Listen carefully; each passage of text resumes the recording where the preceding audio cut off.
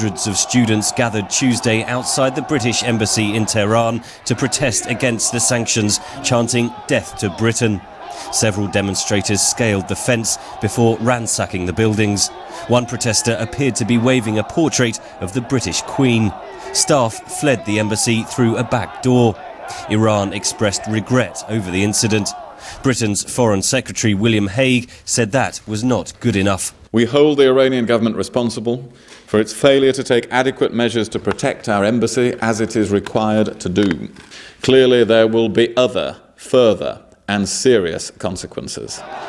Britain is urging its citizens in Iran to stay indoors and keep a low profile. The attack comes 2 days after the Iranian parliament voted to downgrade diplomatic relations with London. Last week, Britain strengthened sanctions against Iran, cutting all links with its banks. The US and Canada also tightened their sanctions.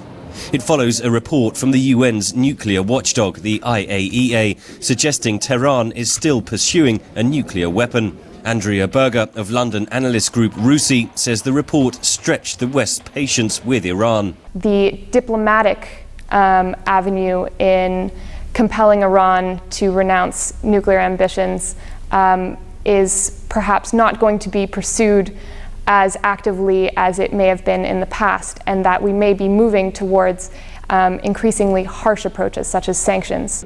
Despite the sudden escalation of tensions, Berger says the IAEA report does not suggest Iran is on the brink of becoming a nuclear power. The report's inconclusiveness of the current developments in possible military dimensions suggests that there is no smoking gun.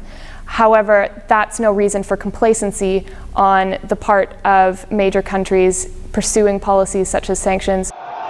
British media is comparing Tuesday's scenes to the storming of the US embassy in 1979, when militants held 52 Americans hostage for over a year.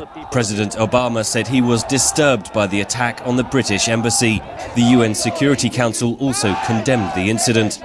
Analysts say that in the space of a few days, Western relations with Iran have taken a dramatic turn for the worse. Henry Ridgwell for VOA News, London.